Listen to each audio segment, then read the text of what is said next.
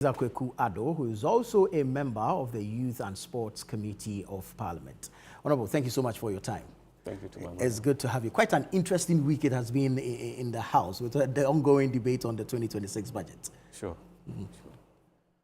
It's an interesting one, and I think the minority is confused looking at the figures and indicators this NDC government has chalked over the few months. I think it's something we have to commend the government. So. The minority believes that the budget is a budget of no hope. They are actually asking us to have cautionary optimism regarding the budget. What are your thoughts? Do you agree with them? Well, I don't agree with the minority. You know, they are only doing their opposition work. It's quite fortunate for them that their numbers have dwindled from 137 to 87. Ironically, during MPP era, there were some 88 MPs who stood for the truth. And the ones who wanted Ken Ofori-Atta yes, out. the ones who wanted Ken Ofori-Atta out. And in God's own wisdom or will, during the 2024 elections, they had 88. So it means God wants truthful people to lead Ghana. But unfortunately, this minority didn't know that they are the truthful ones God has selected, and they are exhibiting some kind of bad fit as far as their numbers are concerned. So they are describing the budget as empty. I think it's quite unfortunate because the figures speak for itself. But what specifically in the budget inspires you? What gives you hope with this budget? Well, in general, you see, the budget is the theme for the budget, resetting for growth, jobs, and macroeconomic transformation. Yes, so if you look at the NDC government intention come 2026, we want to stabilize the economy, especially the macroeconomic indicators, to provide jobs and then social stability. Personally, I have been looking at the local governance as far as the budget is concerned. And I had the opportunity to be an assembly member and a presiding member before becoming a member of parliament. So I am always enthused when I see a government always channel resources to the local assembly. That indicates the government's acceptance for decentralization. Previously, the district assembly common fund was capped. But looking at this NDC government from 2025, first quarter, second quarter, and now we are in the fourth quarter. The allocations being made to the district assemblies is 80%. In fact, it has been uncapped, and 80% of the resources are going to the district assembly for local level development. And that is something I cherish so much because actual development takes place at the district level. So the agent of development is the district assembly. Therefore, giving them the enough resources to carry out their activities, I think it is the best way to go, and NDC government has demonstrated that we are actually interested in the rural development and then infrastructure as far as communities are concerned. The budget is a segmented document and it speaks to various sectors. So let's start with three most topical ones: roads, health, education. All right. So let's go to Asutifi North.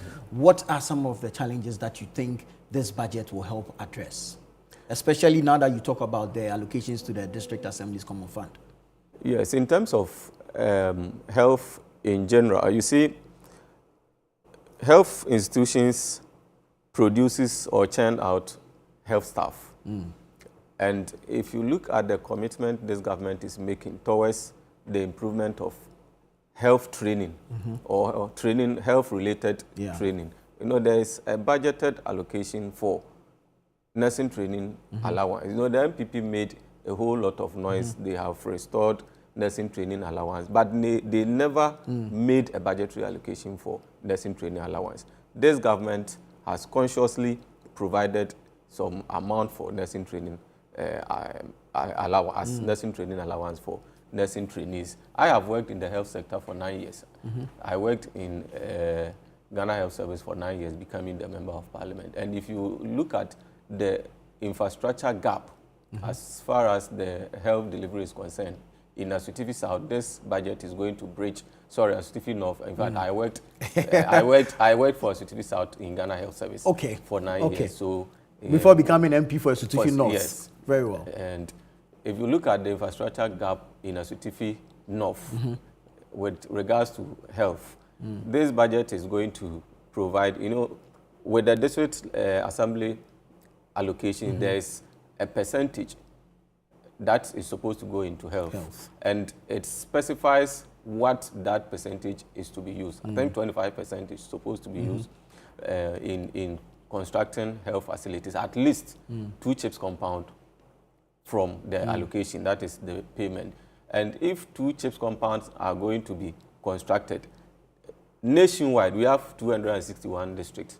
Assuming some of the constituencies or districts do not need this CHIPS compound, we can take it on the average that 200 districts would implement this.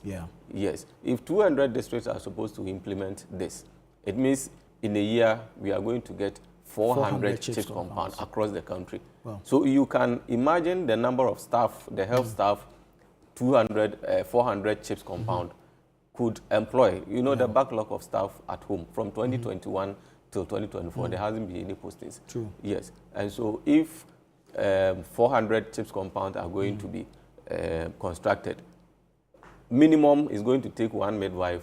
It's going to take about 4 enrolled nurses. It's going to take about 4 community health nurses. So there we are going to get 5 staff per CHIPS compound. Per CHIPS compound times 400. Right. You are employing not less than 2,000 nurses. So our nurses who are staying at home, they have to embrace this budget with all the... Very well. Did you get any of the Agenda 111 projects in Asutifi? Yes, I got the Agenda 111. Is in it fact, complete? I would describe it as a misplaced priority. But they've started, they couldn't complete. I think they were just 35%. They only erected the building. It's not complete. We need to complete. And I spoke to the health minister. He assured me that after evaluation and everything, he will see that those facilities are completed. The reason why I'm saying it was a misplaced priority is that we have a district hospital that needs infrastructure to make it fully functional. You know, with Newmont supporting some of these activities and buildings in our community, they extended support to our only district hospital. So rationally or prudently, we could have added some few facilities to the existing one to make it fully, instead of going to build a different one. So now you wouldn't know if from the district hospital to where the Agenda 111 is less than 200 meters. Very well, very well, very well. Finally, you were in the news quite recently. Allegedly, you rounded up some people, mobilized some people, and the news is that they sort of attacked a NIMOS team that was on an operation within that's a Asutifi South area. What's the story behind that? Well, the story, I cannot tell the story here because the issue, as I speak, is in court. And I don't want to be cited to have contempt. So I will leave the court to decide how the matter goes. But I'm not going to comment further. I know once the issue is in court, I wouldn't want to comment on it. When is the next hearing? 1st December. 1st December. Yeah. So currently you're on bail? Yeah, I'm on bail. A member of parliament on bail? Yes, I'm on bail. And you know, I want to say this on air, that the government of President John Dramani Mahama is committed to the fight against illegal mining. Right. And this is an indication that no matter who you are not above the law. Fine, the court will decide on the case, but I just want to make a general statement that the president is committed in fighting this illegality. And so anybody who is found culpable of engaging in this, but as to whether I am culpable or not, that will be decided by the court. Have you been able to go to the constituency since? Yeah, I've went there. I think last 2 weeks, the Dressmakers Association, 52 of them were graduating. I went and donated 52 But was set there of no a sewing condition machines. for you, barring you from leaving No, the Accra? condition is that anytime I want to travel, I have to notify the CID. That is it. Very well, very well. Honorable, thank you so much for your time. Ebenezer Kwekuado is the Member of Parliament for Asutifi North, and he's just joined us to share some light on the 2026 budget, as well as some issues of national interest. Well, let's move on and bring you some other stories, because the Ministry